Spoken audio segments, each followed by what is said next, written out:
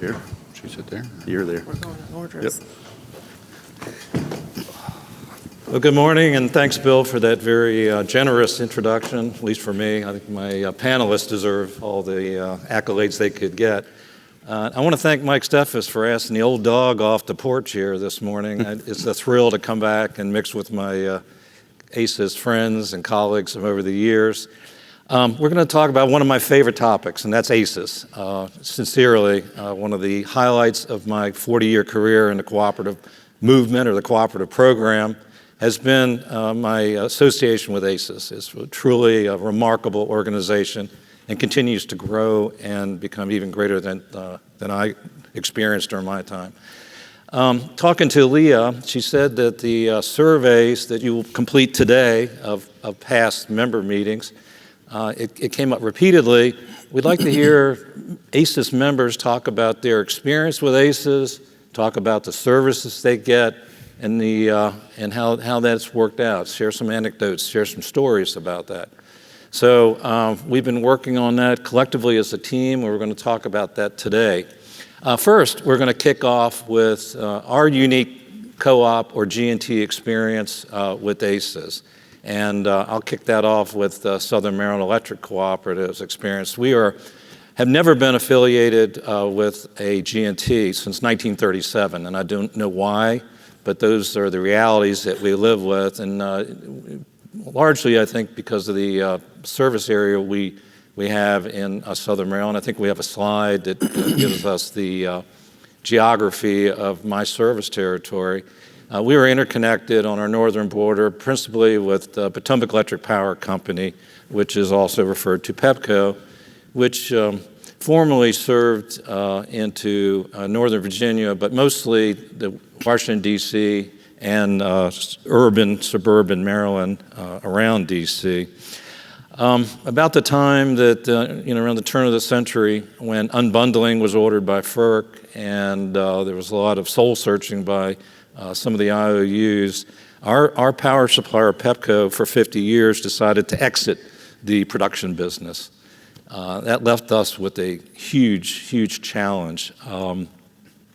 So we looked at many alternatives, and what we were finding that going forward with power traders or other production merchants, they were pricing in volumetric risk and fuel risk to the point, and profit, that the pricing was just not attractive at all. It was very expensive. And I don't know, how many of you remember Bob Cabot? Raise your hand. Long time, original management services VP for NRECA.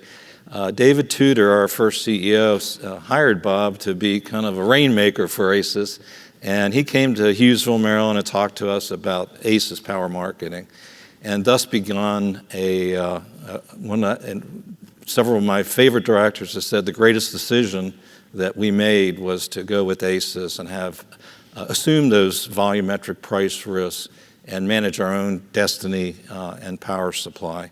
I think one of the collateral benefits that we enjoyed was a greater appreciation and granular understanding of how the power market works that we didn't really have. We were somewhat sheltered from that, having an all requirements contract with a IOU to our north.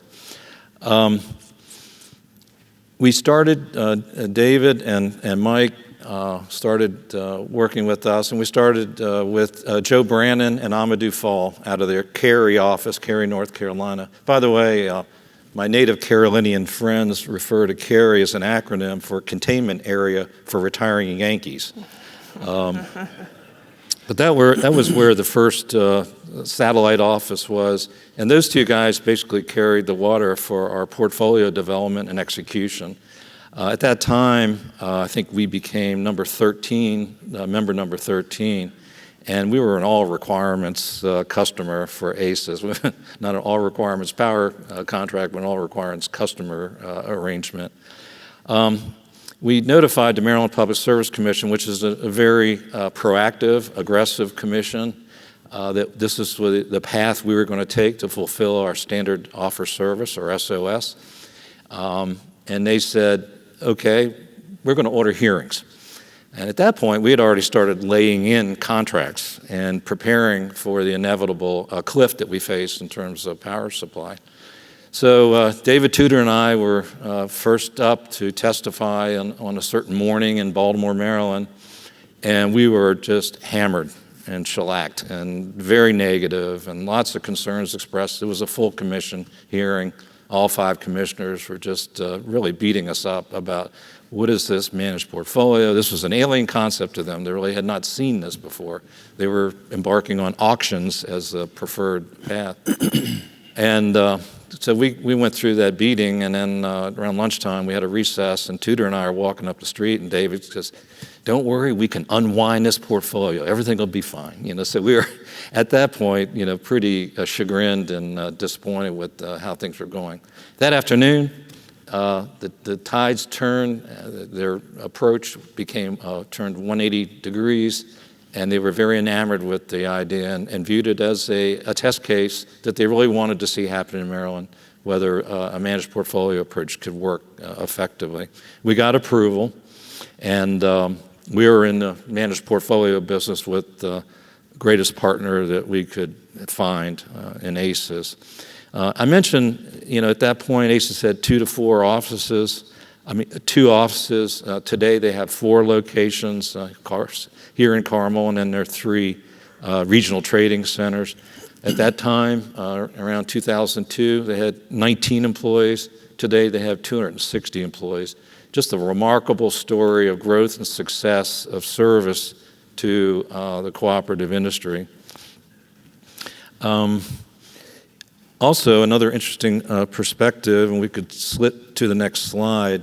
When we started at ACES, and this is a timeline of ACES services, they had 6 discrete services, and of course there's granularity within each of these services. And today, we're up to 45. And I'm going to ask Pat to talk a little bit about that later, about the growth and diversity of services as ACES sought to be our partner when it was most needed. Today, I'm retired. Sonia Cox is CEO. She sits on the ACES board.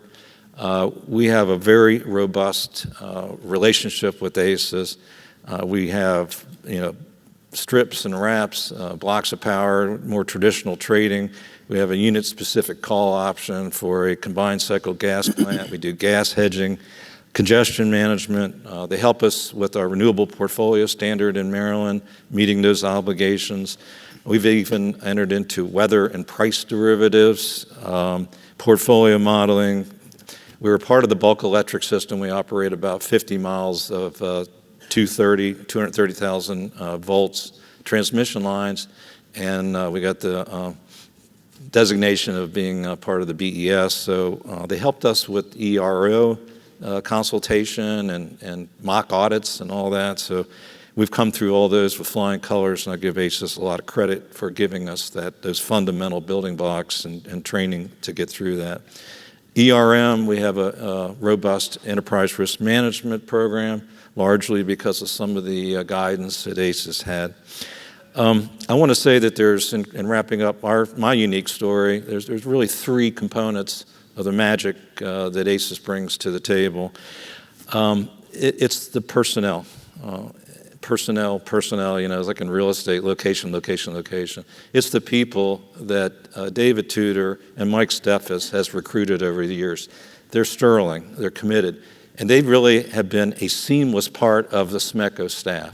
If I didn't know they were working for ACES, I would think they were SMECO employees, given their care, commitment, and embrace to the ideals and objectives that we are seeking to achieve.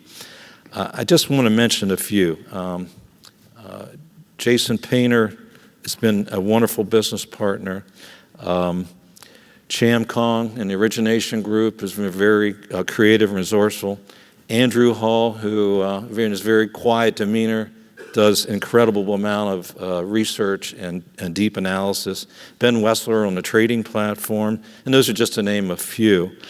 I think we benefited from gifted leadership. David was the pioneer and started the business, recruited Mike not long after that, and then Mike picked up the reins and has just kept on the same awesome trajectory going forward. And then the third component would be the investment in very strategic, selective investment in important IT platforms that have enabled ACES to perform at peak levels and give these sterling employees the tools they need to really do an excellent job. I think those three components would have been, I'll say, in my opinion, impossible to replicate among all of ACES members individually. It's our collective work together that really created the enormous power that is ACES. With that, I'll turn to my former colleague, Pat O'Loughlin, and ask him to share his unique experience. Thanks, Joe. We're back in Ohio? Okay.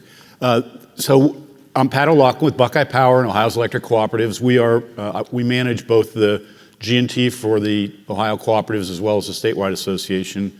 And we have been ACES members since the very beginning of ACES. We are one of the 4 founding members of ACES, along with East Kentucky Power, Wabash Valley, and Southern Illinois Power Cooperative.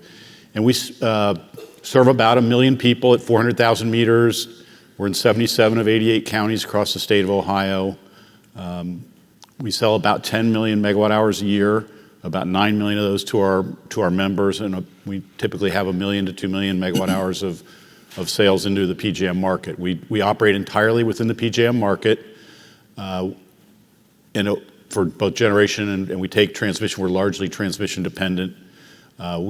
We do operate within the state where there's 4 IOUs, all of which have sold their generation and provide only market-based power to their consumers. So either they buy it from a competitive retail supplier or they buy default service that's provided by an auction basis, similar to Maryland, actually. Whereas we continue to provide traditional cost-based, what appears to the members as a vertically integrated system through the G&T and the cooperatives that working together. We have owned coal plants from our very beginning. We own 2 600 megawatt coal units at a site that we co-own with AEP. They own a third 600 megawatt unit there. We're part owners of 2 other coal plants with some IOUs called OVEC. They own 2 coal-fired power plants. We own a couple of natural gas plants in Ohio, peaking plants that we've developed since after we joined ACES. And then we've slowly developed a diverse set of renewable resources along the way.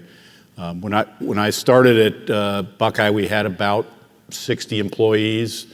As I said, we were one of the original ACES members, but we had a contract with AEP that almost resembled a requirements agreement, and we actually needed very few services. In fact, for the first couple of years I was there, we hardly used ACES at all. We went to the meetings and enjoyed from learning about other people's experience, but we really used very few services. But I think we all knew at that time that things were changing and that our needs were going to change over time, and they did. The long contract that we'd had with AEP expired in 2006, so we began to need more services to serve our own load as well as sell more of our excess sales that we had available to the market. PJM, obviously, we went into that in 2004. That created a lot of changes for us in how we operated and what our needs were and how we managed the risks that we had. And ACES was a huge help in us adapting to that new world of an RTO market.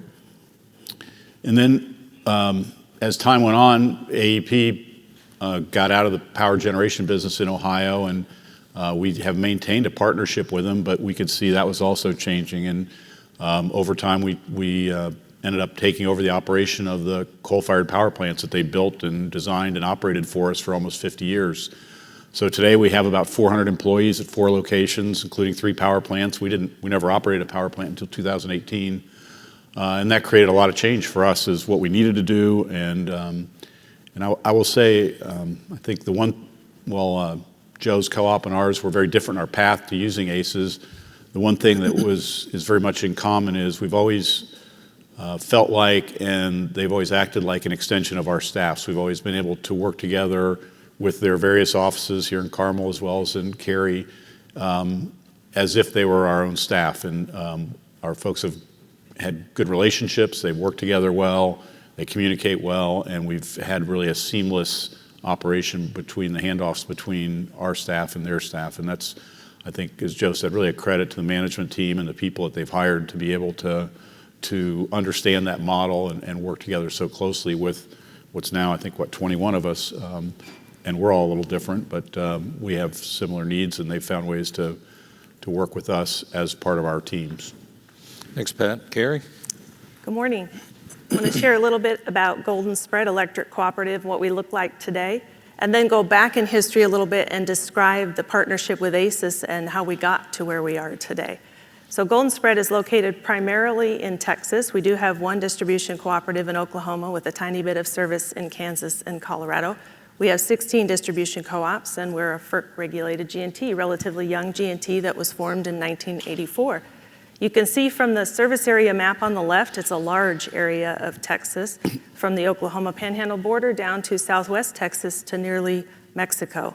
The white call-out boxes represent our generating resources. So the first box on the upper left is Golden Spread Panhandle Wind Ranch, 78 megawatt wind facility that we own just west of Amarillo, Texas. Below that is Mustang Station. That is our combined cycle and simple cycle location, 950 megawatts of natural gas resources located there. That was our first generating resource. And then the middle white call-out box, Antelope Elk Energy Centers, just north of Lubbock, Texas. That has 18 reciprocating Wärtsilä engines located there and 3 GE combustion turbines in simple cycle. A unique feature about that Antelope Elk Energy Center station is that it is a grid switchable resource. The Southwest Power Pool and ERCOT travel right through the middle of our service territory. So we have some members that serve load in SPP, some that serve in ERCOT, and some that serve in both. As a G&T, about 20% of our load is located in ERCOT and 80% in SPP. So having that flexibility of that grid switching resource to mix and match loads in either RTO is very helpful. Our membership is approximately 250,000 member consumers. We have a very small service territory as far as density. We're average 4 meters per mile. We are a summer peaking system. Our annual sales are low on the residential side. We only have about 20% of our sales are residential. We have a large percentage that is irrigation. We're very dependent on the weather forecast related to precipitation. If it is a wet year, we don't have as much irrigation sales, or if it's a dry year or a summer peaking system. About 50% of our makeup for sales is commercial and industrial businesses that support the agriculture in our areas, and some oil and gas. So that's kind of the status of where we are today. I want to go back a little bit in time and history. When we were formed in 1984, we had 11 original SPP distribution members that had no generation. They were just full requirements contracts of an investor-owned utility. And so Golden Spread was a very small amount of staff that processed a monthly FR invoice and went to the formula rate meetings. Through the 1990s, they made plans to glide slope off of those full requirements contracts, and they began construction of Mustang Station. So in 1999, the simple cycle went commercial, and in 2000, the combined cycle went commercial. So at that point, the investor-owned contract went to a partial requirements contract. So Golden Spread joined ACES in 2000. We were the 5th member to join ACES, and we were the first one outside of the Midwest. So we have some in our organization that like to say Golden Spread helped ACES go national. No need to name names. We were very pleased to have our partnership with ACES because we needed assistance with our dispatch and commitment with our Mustang Station combined cycle with the IOU. We needed assistance with scheduling for our partial requirements with the investor-owned utility. So those were some of the first services that we took from ACES. Golden Spread was managing the gas supply for Mustang Station at that time through Aquila. And Aquila exited the gas space. So we needed some assistance from ACES to say, hey, we need help on the gas side. Can you stand up a gas desk and help us do the scheduling and the contracts related to that? So we took that service next. It eventually evolved into 24-hour oversight of our combined cycle facility, from credit to risk analysis, to trading authority, and everything related to that facility. Along the way, we also began taking transmission services and scheduling through ACES and tagging for our partial requirements contract. In 2007, we entered the SPP energy imbalance service market, and at that point, ACES was fully responsible and taking control of our dispatch, scheduling, settlements, credits. We took a whole fleet of services from ACES at that time. Also throughout that time, in 2003, we gained some ERCOT member co-ops. And much like our SPP cooperatives, they came to us with a full requirements contract. So we began making a plan to glide slope those off of the full requirements contract, and we constructed Antelope Elk Energy Center in 2011, 2015, and 2016. So ACES assisted us in entering the ERCOT market with our new members in 2017. The latest services that we took were GOP services and QSE services. In 2021, we transitioned those from Energy Services, our O&M provider at our power plants, to ACES. So after Pat went first and got the GOP services, we wanted to participate in the multi-million-dollar software system that was already located here rather than doing our own. So we successfully transitioned those services there. And currently, we're taking integrated resource planning services. So even though we've officially used ACES for a number of years all throughout our generation expansion, this is our first use of the actual integrated resource plan process. But they've been a part of our resource planning, part of our activities as we've grown as an organization for a long time now. So we're working through on our strategic plan what our next resource might be. And just like you all have iterated, it's a very collaborative process. They're very much an extension of our staff, and it's been a great experience to watch both Golden Spread and ACES mature over the last 2 decades, and it's just been a natural synergy for our group where we didn't have legacy structures or systems in place. It made sense to leverage those at a facility that has the experience across many footprints. Thanks, Kari. I don't think anybody would disagree with me that this is a cooperative industry is a relationship-based industry. And we all mourn the loss of Mark Schwartz, your immediate predecessor. But I'm happy to say, having met you this week in the rich tradition of Golden Spread, they've made an excellent selection to continue the great success that they've had. Many of us knew Bob Bryant, and so you're the third CEO, and congratulations on your selection. Thank you. You're a delight to work with. Very good. Marcus Harris, my neighbor across the Potomac River. How are you? I'm great. Thank you. Well, good morning, everybody. I'll give a little overview of Old Dominion Electric Co-op and our use of ACES over the years. You will hear common themes with what we do and have done over the years. We go back a long way with ACES as it has grown over the last several decades. Our co-op serves 11 member distribution co-ops. 9 of those are in Virginia. One of the 2 in Maryland, and the only co-op in Delaware, electric co-op in Delaware. So we serve those 11 all across that footprint. Our service territory covers about 1/3 of those 3 states, so a fairly large geographic area, in that mid-Atlantic region of the country. We own a lot of our own generation. We pretty much own enough. We own our own capacity to serve our own load. We've got a very diverse capacity mix. So we've got nuclear ownership, coal ownership. We've got 2 large natural gas-fired peaking facilities. We brought online a large combined cycle plant in 2018. And we've got wind resources that we've contracted for and solar resources we've contracted for. So when you look at the portfolio of generation that ODEC owns and contracts for, but mostly owns and operates ourselves, it's a very diverse mix of generation, which gives us a lot of advantages as we move forward in the world as it changes and as we grow. But it also gives us the challenge of managing those resources, and ACES is a big part of that as we look at that portfolio and we try to manage it not only in the near term, meaning right now, this minute, this hour, today, but looking out in the coming years. We have ACES as a major part of our business. I think you've heard the theme up here a little bit that they're almost like our extended staff, and we truly do look at it that way with those resources that we have and managing those. Our members over the last several decades have committed millions of dollars, hundreds of millions, and billions of dollars to those resources. And so we take our responsibility for those very seriously, obviously.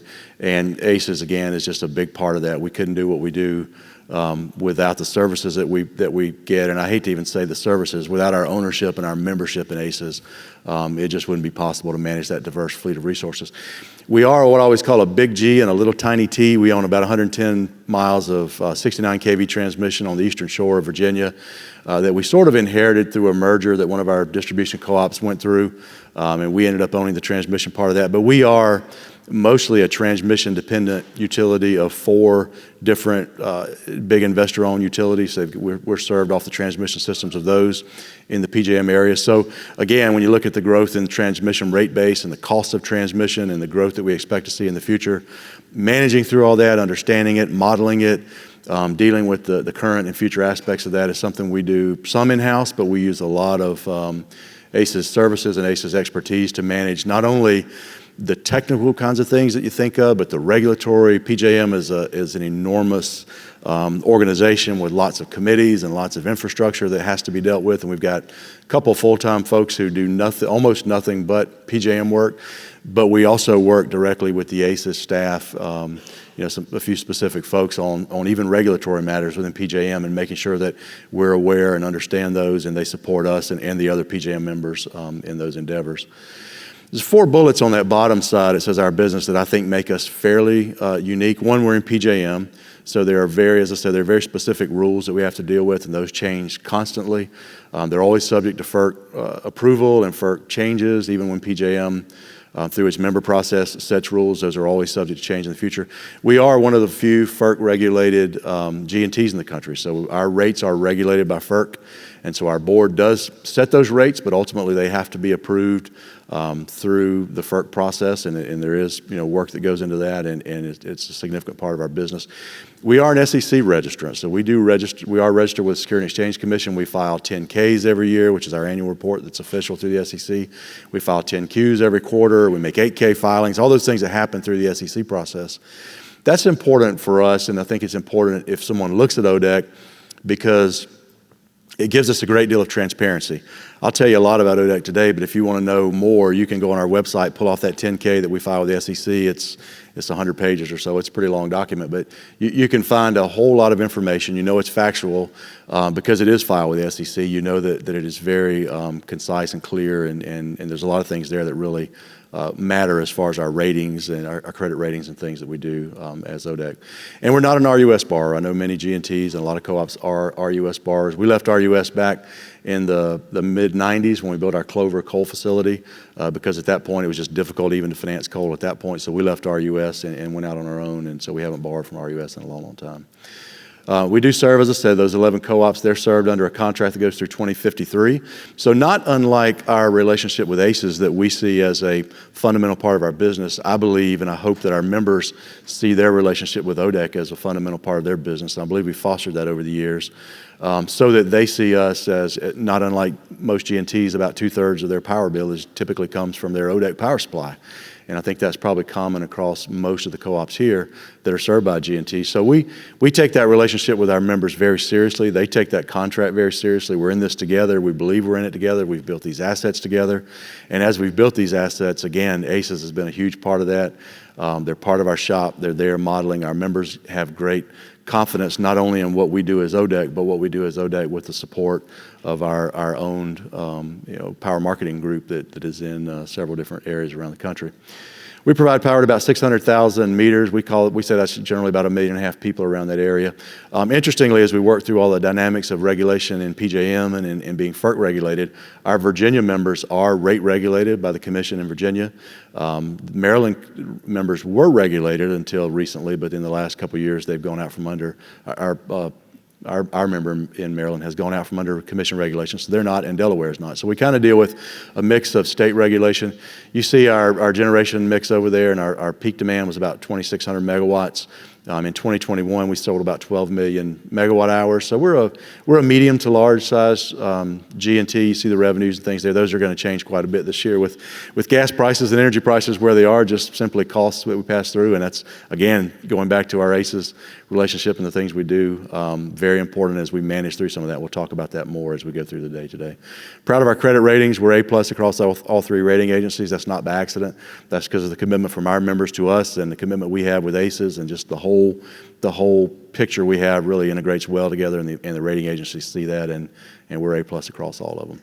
On the next slide, and this will be very brief, but on the next slide, you just see the footprint we have, very geographically diverse. If you're familiar at all with these states, you see Virginia, obviously mainland in the middle, and then the Delmarva Peninsula over to the east of there, where we serve Delaware, Chop Tank Electric in Maryland, and A&N Electric on the eastern shore of Virginia.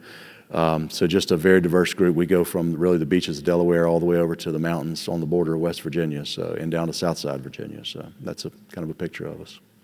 Thank you. Those are great introductions, and I appreciate your time in preparing for those. One thing I think I maybe left out after listening to my colleagues talk here is the great market intelligence that ACES is able to reap by having the diversity of members, not only Texas, Virginia, and Ohio represented here, but across the country. And they were able to glean really vital information from not only their members, but their customers as well that really inure to our benefit. So let's maybe have a little dialogue here. I'm going to ask some questions. I'll start with you, Pat. I'd like for you to reflect on your tenure as CEO. And during that period of time, what were some of the greatest challenges or changes that you had to navigate through, and how did ACES assist you? Yeah, thanks, Joe.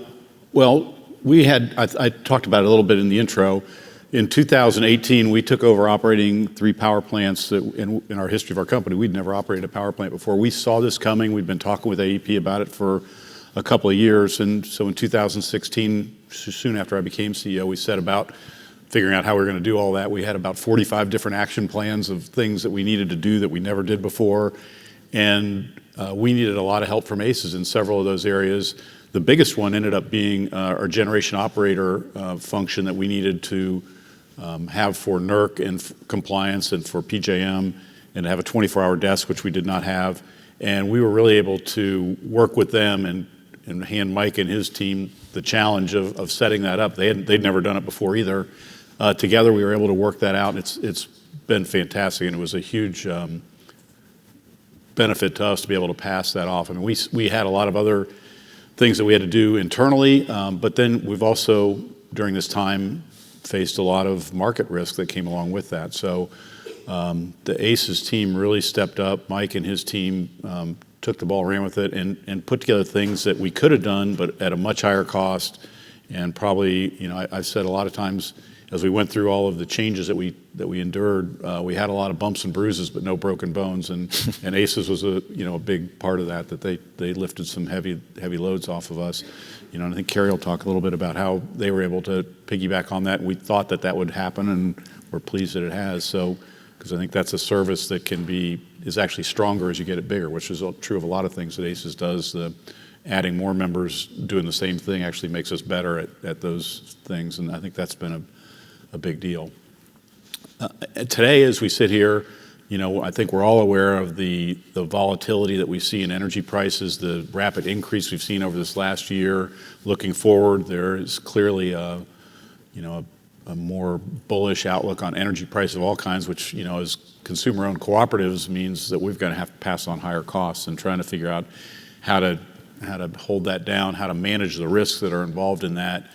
Really makes our partnership with ACES very important. It's great to have their expertise and just another sort of second set of eyes and ears on the problems that I think we all face, but are really at a heightened level right now compared to what they were a couple of years ago. 5 years ago, our big worry was we were a generation owner, and we were having to compete within Ohio with the utilities that were all market-based and generally lower costs. So trying to keep our costs low enough to be competitive was a big challenge. Today, trying to keep our cost increases low enough to be competitive, and frankly, we'll look like we'll be hyper-competitive in this current environment because of our generation ownership. But those are some of the really big things that stand out. Great. Appreciate that, Pat. Kari, you've had a short tenure. It will be a long one, I'm sure.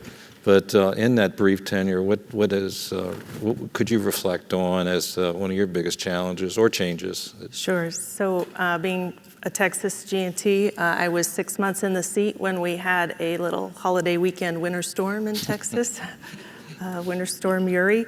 So I would say that as the biggest challenge in the tenure as a CEO. We'll say there were a couple different components where ACES helped us out.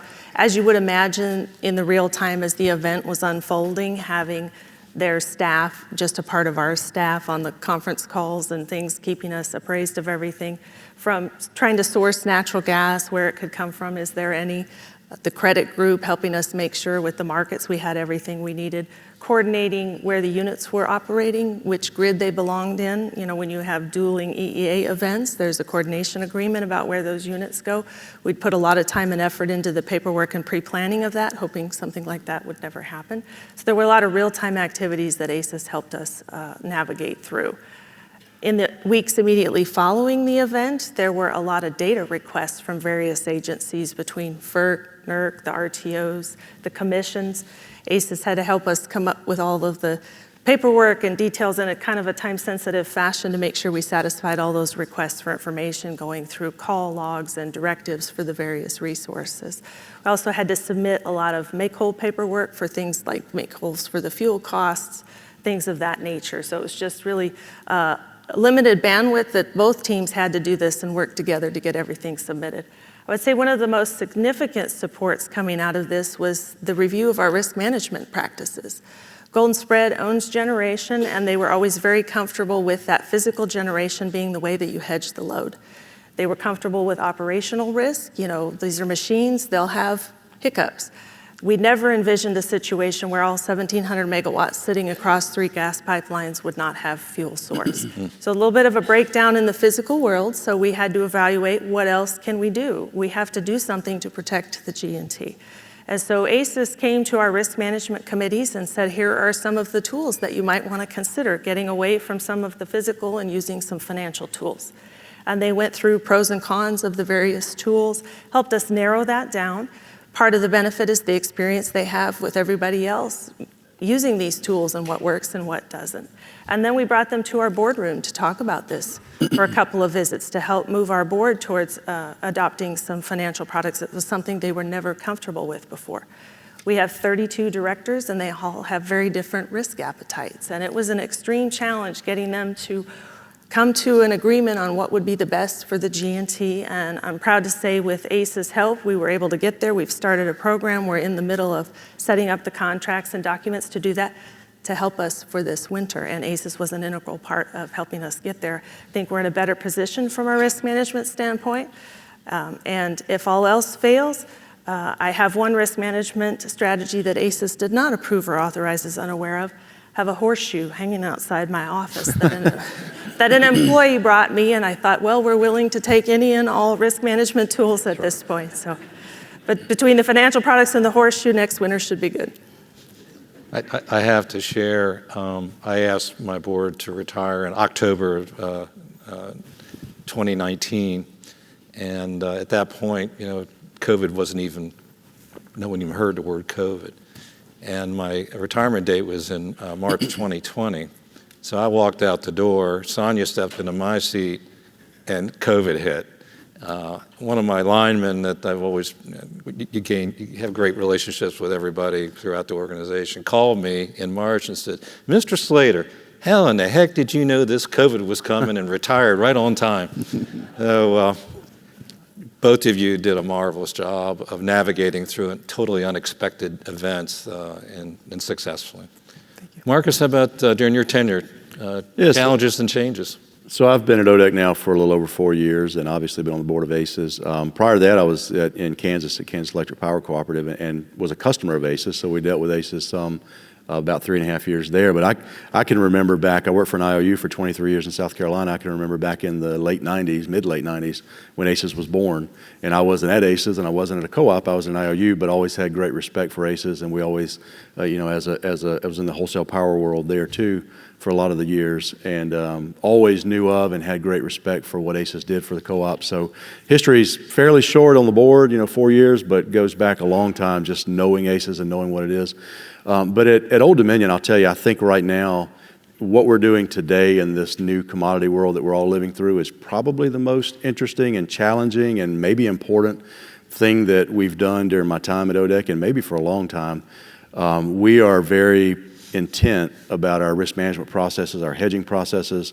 Our board set up a risk management committee comprised of our senior management staff, and we report to the board every month through that risk management committee.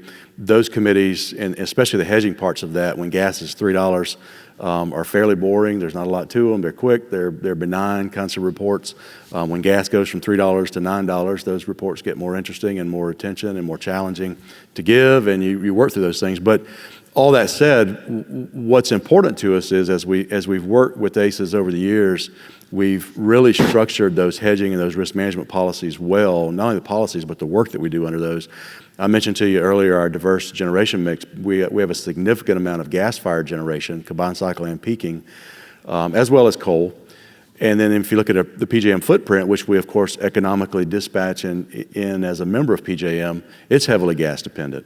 So when we look at the hedging strategy that we've put in place with ACES over the years, it's probably not unlike the strategy you might have if you try to manage your finances and balance those and do them appropriately. And sometimes it feels like, well, maybe I should leave that financial strategy and go out and buy, put all my money in some high-flying stock or whatever. We don't do that as a G&T. We have a very disciplined approach to our hedging strategy, and that is informed and really designed with ACES helping us to do that.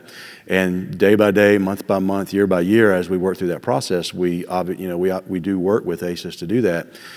But having them there to help us create that's really, really important, and our members are seeing that today as fuel prices and commodity prices have really done what they've done over the last several months. That is really paying off for us.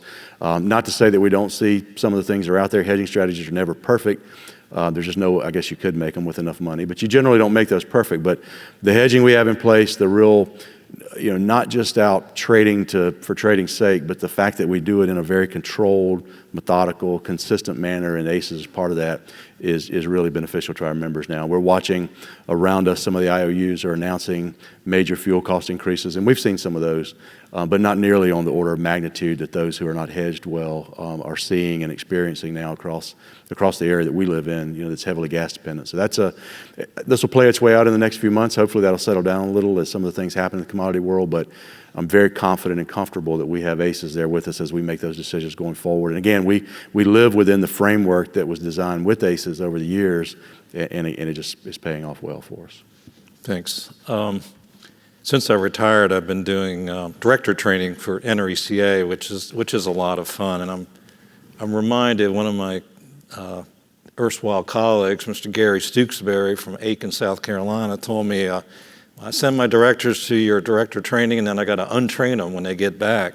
But in the power supply classes that I present, top of mind, without a doubt, top of mind for all our directors is the transition from thermal production, coal, nuclear, to renewables. And there's a high degree of anxiety and concern about that. So I want to open it up to the panel here to talk a little bit about this transition from thermal to the influx of renewables, the great political, social pressure to do that. I felt it at Southern Maryland. We had Sierra Club breathing down the back of our necks.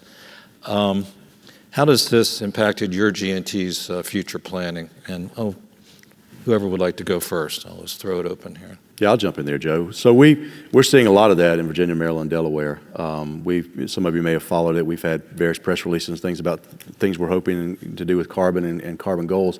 A lot of that's driven by public sentiment, by public policy. All three states that we serve in have pretty aggressive goals and in some cases mandates to reduce carbon significantly, maybe down to even net zero. Or maybe even real zero, as the term was thrown out yesterday, but certainly down to net zero by the 2045, 2050 kind of time frame. So when we look at the system that we've built, that I've told you about this morning, and the system in PJM, it is very fossil dependent. So we've got coal plants that still exist all across PJM, even in eastern PJM where we are, and a lot of gas-fired generation that's been built over the last several years, combined cycle gas. We're very gas dependent in PJM. We've got a great reserve margin, but we're very much dependent on those gas pipelines coming in to serve that load. But as we look at that, and you look at the portfolio we have and our need to supply our members at a reasonable cost and to transition over some reasonable period of time, we're challenged by that. So we have goals now. We set a net zero goal by 2050 because we felt like that aligned pretty well with what we needed to do for the three states we're in. We set a 50% carbon intensity reduction goal by 2030 from our 2005 levels. If you look at that, what we've done is we've sort of set the 2030 goal as something we believe is achievable, although we didn't know we were going to have tariffs and all the issues that are going on with solar. When we set that goal, we thought it was very achievable. But we believe we've set a pretty achievable, we can show you the math on how we get to the 2030 goal. When you look out to 2050, the net zero goal, it's an aspirational goal. We recognize that in order to demonstrate that we are looking to move forward, we had to do something for the legislature to see, for folks like the Sierra Club and others to see, because we couldn't simply sit back and say, well, we're going to run our gas-fired generation for a long time. as the guy in charge of ODEC and trying to figure out what those plans look like going forward, it's very challenging. We heard some about the technologies that are hopefully coming along in the coming years, but some of those technologies are years and maybe decades out. So I think it's something we're going to work through. Obviously, we're very intentional about the language we use of these things being goals and not mandates. We try to make sure that as the co-ops, our policymakers really understand that we're there to serve the members. We don't have a profit motive. We don't have externalities that would force us or push us to do things that don't make sense. So we're trying to move toward a lower carbon footprint, but trying to do that in a very proactive and methodical manner. I'm concerned about reliability. I'll just tell you, I'm very concerned. We're half owner of a 900 megawatt coal plant. So we own 450 megawatts of coal that came online in the mid-1990s. So it's a fairly new coal plant. And my goal is to keep that plant viable and there to run as much as it possibly can. If it doesn't run, it doesn't create carbon. So my goal is to keep it available, but generating at a very low capacity factor so that it is available as a reliability resource, but maybe not so much as an energy or a carbon generating resource. But as we look at that whole portfolio, again, I go back to the ACES relationship and what we do with ACES and managing through all that, even looking at the future of carbon reduction things. There are folks on ACES staff who are part of our discussions. They inform almost everything we do when we look at what we call our FRED process, which is our future resources for energy and demand. It's a nice little acronym, but our FRED process, sort of an IRP process we go through, and even the things we do with ACES inform that. They don't do the IRP directly for us, but everything that we do in looking forward to that lower carbon future is informed by our relationship with ACES. Kari or Pat, did you want to weigh in on this transition? Sure. So in the part of the country where we are, it's highly renewable area, is rich with wind and solar. So both of the RTOs that we operate in are challenged by this. Now, we are fortunate that our portfolio doesn't include any coal, but we would very much like for those resources that are in the areas to stay online. We're worried about volatility and reliability. With those extreme penetration levels of renewables, we're going to have low prices when the renewables are available and extremely high prices when they aren't, and trying to navigate through that. I think Winter Storm Uri also highlighted some dependence on any one particular fuel type is a problem, so keeping that diversity is important. Both markets are working through incenting new generation. Dispatchable generation has become a theme. We're fortunate that our resources are quick start and rampable. So we're hoping that those markets develop revenue streams that support those technologies that help maintain the reliability of the grid.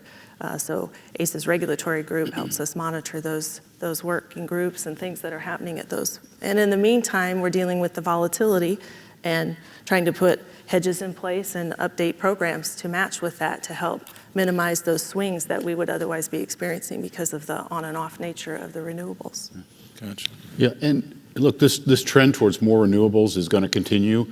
It's happening at different paces in different parts of the country, partly because of politics, partly because of the resources. We're probably going slower in Ohio than most places. And we are one of the more coal-dependent co-ops in the country right now. But and decarbonization is going to continue. The question is at what pace and how do we balance reliability and resiliency? And I think the conversation's starting to change because, we still have a system that runs on the principles of engineering and physics, not aspirations and goals. And, both are important, but the physics side is starting to become more real. And I think it's causing people to look at what is the right time frame and how do we get from here to there. I mean, we're going to have more renewables. People are going to continue to look at carbon capture. They're going to look at hydrogen. We're going to look at new technologies, more nuclear maybe. But if you think about the time frames of getting those to scale up, batteries, I don't think lithium-ion batteries are going to run our whole grid. We're going to probably need a new battery technology to be really dependent on batteries. So to me, it's a 20, 25-year game, and I think I think the conversation's starting to change. And I think we just have to try to help people get a realistic expectation of how far we can go, how fast. Because the other reality of decarbonization is every decarbonization plan depends on our electric grid more than it does today for transportation, for home heating, for almost everything. And so if we're going to be more dependent on it, we got to keep it reliable and resilient, even in times of bad weather and whatever else we got to deal with. Yep. So Pat, I would I think it's safe to assume that you don't agree that you can legislate economics and physics. I haven't seen that work very well in my lifetime, but people are still trying, so we'll see. Pat, well, I got you. I want to try to rope in some of what we heard yesterday. I was immensely impressed with the comments made by several of our speakers. And we heard both Jim Robb and John Baer talk about capacity in a new context. And Jim said, quote, "Capacity remains important, but gives false security. And we need to transform our thinking from peak capacity to 24/7. Similarly, John talked about MISO's reliability imperative, noting their focus on capacity on a four-season basis as opposed to the previous hottest day reserve ratio standard. Is Buckeye's thinking evolving in this regard as capacity is concerned? Yeah, well, it certainly is. We're in PJM. PJM is still a peak summer day capacity, and that they plan around that. They have a market built around that. They have a CP program built around that. And, that isn't going to go away as being important. But today, I think Marcus said it really well, we've become, in PJM, very gas dependent across the entire footprint as coal has continued to back off. And right now, to me, the biggest worry is what winter loads look like. Even though the load is 20% lower in the winter in PJM, I mean, that to me is by far the biggest risk, both from a price and a reliability point of view. I don't know, Marcus, what you guys think about that, but that's how we see it today. Marcus? Yeah, I agree with that. I think certainly as we move forward, the gas pipelines are going to be absolutely critical to what we do. And as we talked some yesterday, some of the speakers you heard talk about natural gas reliability and availability, and PJM is critical. I mean, that's absolutely critical that the pipelines be there. And we did a little bit of work last year. Some of you may have been part of this process, but within our ACA to try to get our ACA working toward resolutions for gas infrastructure reliability and reliability standards, much like we have on the electric side, because we've kind of we sort of taken the electric side, which used to be very coal dependent and very nuclear dependent, and we've reduced a lot of that coal and nuclear dependency, and we have made it gas dependent. So we've built the electric system on top of the gas system. I believe Jim Robb and NERC and everybody that's been involved with that over the years has made the electric system much more reliable through the mandatory standards. None of us enjoy the standards, but the standards work and the standards are there, and we've got a much more reliable electric grid, but the gas system hasn't done the same thing. And so I think we've built this electric system much more reliably, but on top of a gas system that doesn't function the same way and doesn't have the same reliability mandates that we have on the electric side. And that's a bit scary in the electric side. Kari, on a related note, yesterday we also heard a lot of discussion around DER, and in particular how DER has made modeling, planning, and operations more difficult due to poorer operator/planner visibility into loads and resource availability. So it's out there, but it's hard to touch and see and identify. Are you experiencing any kind of problems like with this? So we've not seen a lot yet, but we feel like it's coming. As C&I customers get mandates or things to put renewables, and in our service territory where renewables are prevalent, it is likely coming. It's just a matter of time. So we're monitoring for that, watching for that. We've offered some programs for our membership to do some community scale type solar projects to help with that, but we'll find that some C&I mandates have the need to have the actual generation seeable, touchable right at their facilities. So we're very much interested in watching the DERMS and DO program that ACES is working on now with North Carolina, as that might be something that weaves into our territory at some point. So thanks. Kind of a monitoring phase at this point. Well, while you're get everybody's attention, we'd be remiss in not talking about price volatility in this market. Everybody's experienced it. Yeah. I talked to my successor CEO about it, and I escaped COVID and I escaped price volatility. So, I'm feeling pretty good here. I need a trifecta. Yeah. Kari, talk a little bit about your work with ACES and managing price risk and credit risk in this very volatile market. Sure. So as a market participant in ERCOT, we've always had credit risk exposure at $9,000 a megawatt hour, but we've always had generation revenue to help offset that, other than in Uri when that broke down. So we've put in, like I mentioned, some of the financial products that will start to help us. And a more disciplined hedging program a little further out than we might have otherwise done. We have some unique challenges where we have two grids, so our members in both grids have different competitive pressures and challenges. So we have some that don't want to lock up price certainty for 5 years because they're competing with others that are floating. So finding that right balance and having, ACES helped us initiate a program, and it's not the final program we'll have, it's just a start to get going, and they'll help us monitor it and recommend changes and how we manage that on a go-forward basis. So it's very much an ongoing effort and project, and if I had all the answers, that would be wonderful. So I'll take any and all. Pat? Yeah, well, I would say, Joe, we've learned a lot from the experience they had in Texas through Uri.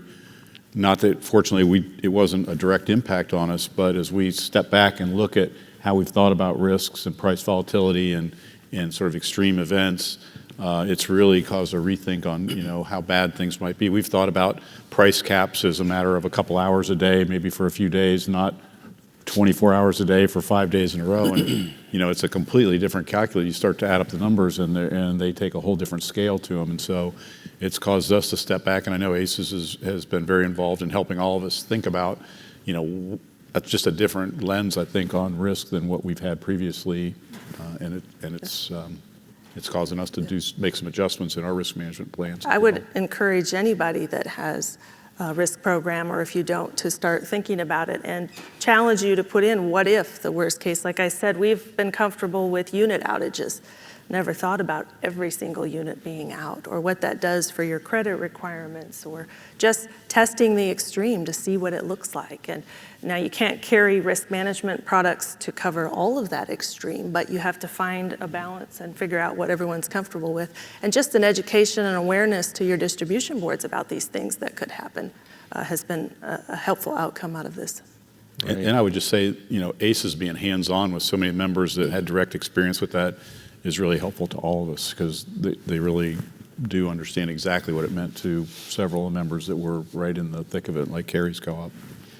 So Joe, I didn't come here today to bash the gas industry too much, but we might a little bit. One thing we're really concerned about, when you look at these power prices they saw in ERCOT and across MISO and that we see in PJM sometime, we have price caps across the RTOs that sort of set a cap based on whatever they're based on. Sometimes they're not based on much, but there are caps. So you kind of know what those are. The gas industry doesn't have that same sort of process. There are no caps on the gas prices. So what the gas companies do, they look at the power price caps and they back calculate what a gas price needs to be to get there, and they set the gas price at that. And I've had a lot of folks around, as I've tried to talk about this among co-ops and among other utilities, say, well, that's a traded commodity. You don't want to get involved in a market and somehow deal inside this market that really works well. And my answer to that is I don't think that's true. I think if you look at the natural gas market, it is a commodity market. If you want to buy gas or sell gas right now at the Henry Hub, you can do that. It's a very liquid market. You can buy and sell all day at Henry Hub. But I don't use gas at Henry Hub. I use gas in Maryland. I use gas in Virginia at very specific points. And so the gas at those points may be vastly different than it is at Henry Hub. I know it was during the ERCOT outages last year. And so I think about it sort of from a gasoline analogy. Think about gasoline trades at some specific hub, and that's a commodity, and it might be trading at $3 a gallon or $5 a gallon, $4, whatever it is today.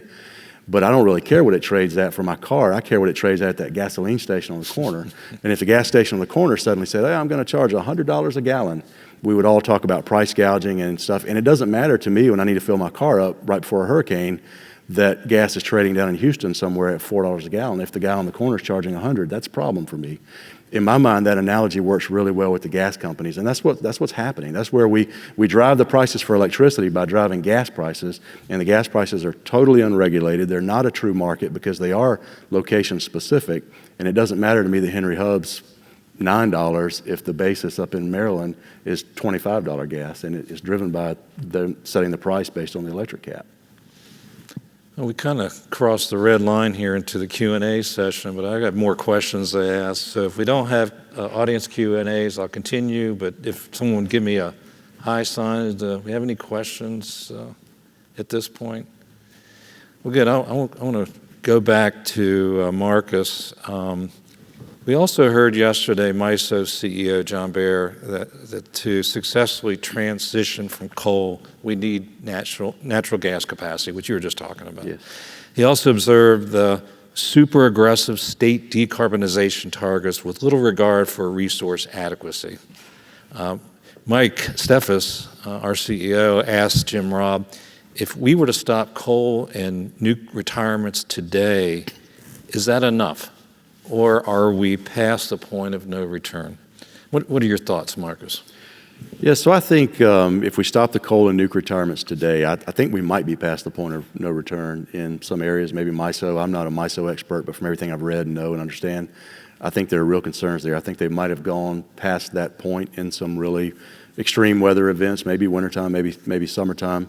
In PJM, I don't think we're past that point. I think we've got a significant reserve margin in PJM, but again, it's very heavily gas, very heavily dependent on gas. If we stop the coal and nuke retirements today, PJM's probably in good shape for a while, as long as we don't have gas curtailments. But I don't see that happening. So I look at the states that we serve, Virginia, Maryland, Delaware. Maryland, Delaware have had pretty aggressive carbon reduction targets and goals and now mandates for a lot of years. Virginia, 2 years ago, passed a law that said that every investor-owned utility fossil-fired unit in the Commonwealth of Virginia had to retire by 2045. No longer could generate power by an IOU-owned fossil unit after 2045. And you say, well, that lets co-ops out. But it didn't, because it also said that there would be no RGGI allowances, which are the regional greenhouse gas carbon allowances, allowed for anyone after 2050. So we got a little 5-year reprieve there. But by current state law in Virginia, every fossil-fired unit that is in existence today or could be built cannot generate power after 2045 or 2050, depending on what type of utility you are. You say, well, that's a long time to come. But what that means is when I look at my resource planning process, I really can't plan to build a fossil-fired unit because the current law says there will be no more after 2045, and I'm probably not going to fully pay for that unit by then. So it really sets up a chilling effect on building new generation. And you might say, well, just put something else in your plan. But those of us who look at resources know that when we look at a resource plan, you've got to have fairly reasonable technologies there, and there's really nothing else to put in the plan. So what we did last year is we put a whole bunch of batteries in. Do we think they're real? I'm not sure. But if we need to build something in 2030, I've got to fill in something. I can't, by state law, build a fossil-fired generator. So the only thing I have are batteries. Do I think batteries are really viable for capacity in 2030 at 900 megawatts? Probably not. So I think there's a real challenge there. And I think as we go forward in the policy world, and we're having to deal with this on a constant basis in our states. The states are setting these aggressive policies without really knowing. And I hear people say, well, we'll just build lots and lots of transmission everywhere, or we'll build lots and lots of batteries. And I just don't see it. I had a conversation with Jim Robb actually after dinner the other night, and I said, when we build all this transmission, what's the generation that feeds that transmission? And he said, well, there's some, solar resources would feed in and batteries, and I respect that. I always think about, though, having grown up and lived and worked most of my life in South Carolina, you don't think of South Carolina as a wintertime state, but South Carolina has huge wintertime peaks because of the heat pump load there. And so you think about, and Virginia is the same, when you think about these 3 and 4 and 5 day dark winter day periods that come along all over the East Coast and other areas, how do you supply those types of loads when the sun doesn't come out for a few days, the wind's not blowing, and really batteries can't supply more than 4 or 8 hours maybe? They're not going to supply for 4 days. So as I think about from a reliability standpoint, I think we are absolutely reliant on gas for years to come. And oh, by the way, we haven't stopped retirements yet either. I mean, That's correct. The economics are starting to support those things sticking around longer, but the environmental policies are we're still gonna see more retirements. So, that's. So what I'm hearing is there's less diversity in the power mix of resources. We're relying more on intermittent resources, and our hope is for iron in batteries and being able to extract hydrogen from a water molecule, right? Is that where we're heading? I think that's the hope. and maybe small nuclear. I hear a lot about small nuclear, but yeah. I think about large nuclear, and I know there's some co-ops now involved in the project in Georgia, and it's great that they're doing that, but it's very expensive and it's very timely. They started the construction of those units in 2007 or 8. Yeah, we're 25 years away from the next nuclear. Yeah, that's right. We're 25 years away from another nuclear unit. Yeah. That's a good point, Pat. I'm going to any questions? I have a couple closing questions I want to ask my esteemed panelists here. Seeing none. I see one here. Oh, I'm sorry. Kind of hard to see. Mr. Phipps, do you have a question? Mike, sir.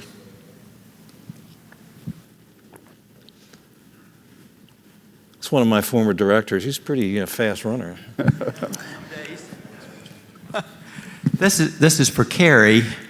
Since you have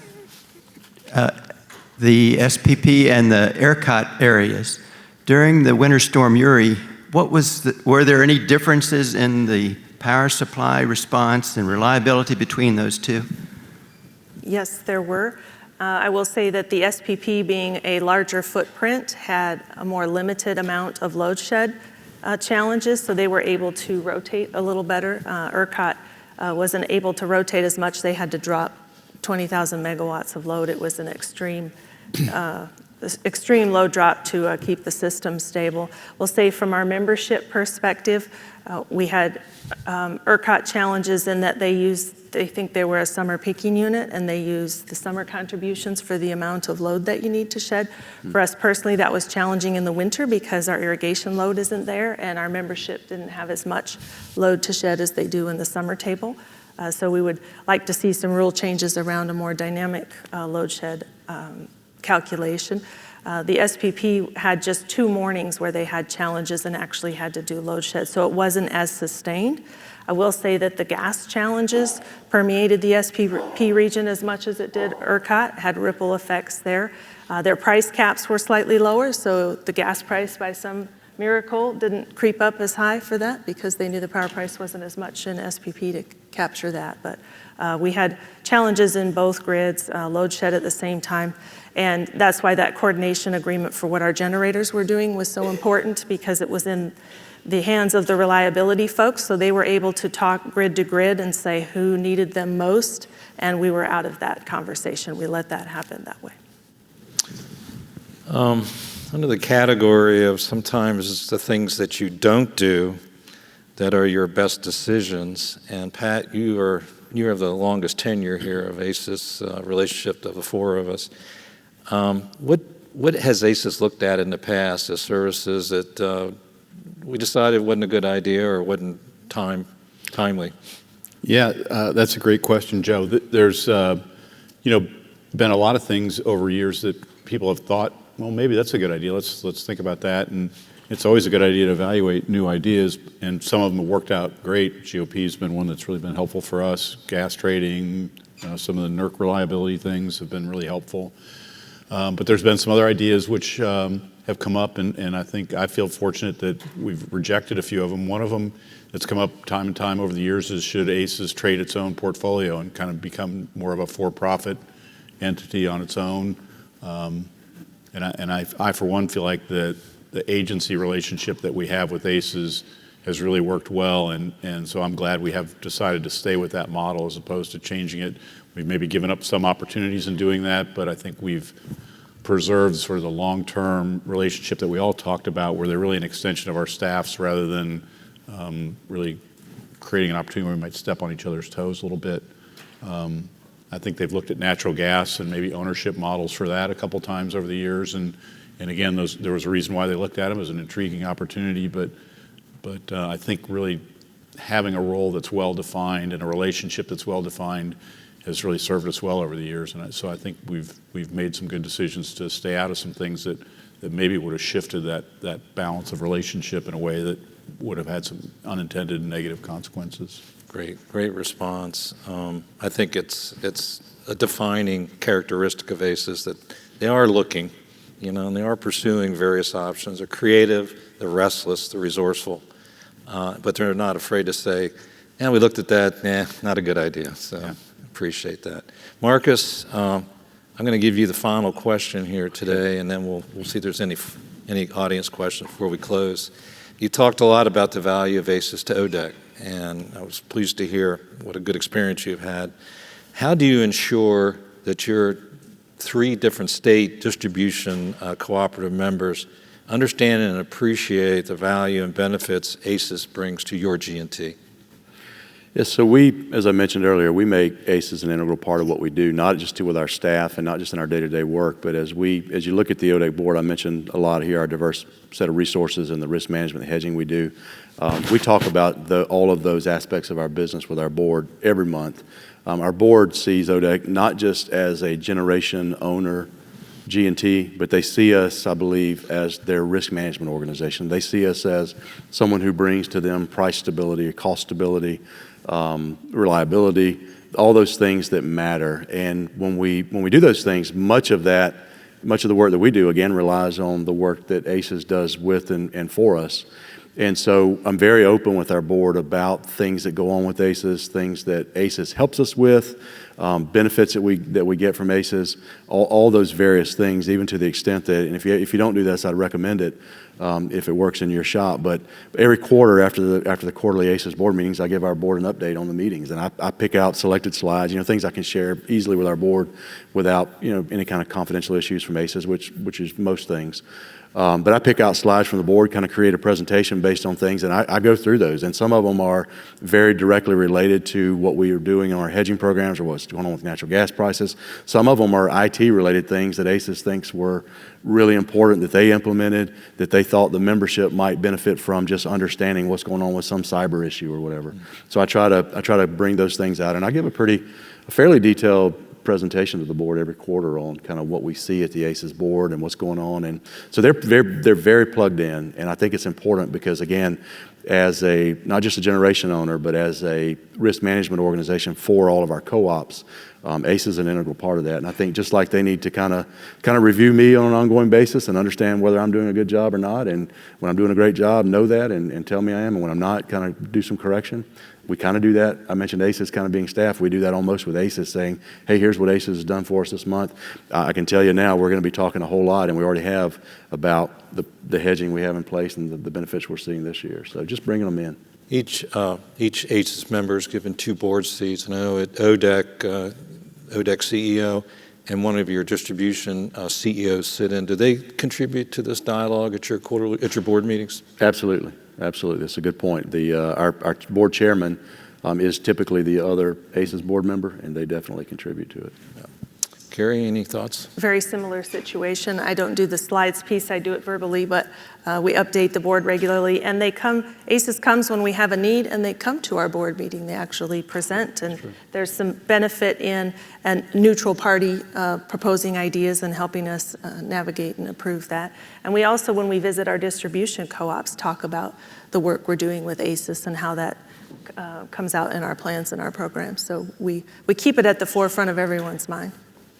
Mr. O'Loughlin, you get the final word. Well, we in our boardroom have a real advocate for ACES in Steve Nelson, who's actually I think the only board member that's been there from the very beginning. He was there when ACES was forming and has been on the board of ACES since the very beginning. And so he's done a really good job of helping to explain to his peers in our boardroom sort of the value proposition and why they do what they do and how they have helped us. So he's really our primary ambassador. I try to help out a little bit, but he does the heavy lifting on that. Yep, Steve's a great guy, and I enjoyed being one of his colleagues and board members. Last call for any audience questions, and I don't see anybody standing. We're going over a lot of time. I want to thank my panelists here. I got to meet and know Kari and got to know Marcus a little bit better. And of course, Pat and I have been colleagues for a long time, have a great relationship. So I want to thank you all very much, and I'd ask the audience to give them a round of applause at this point. Thank you.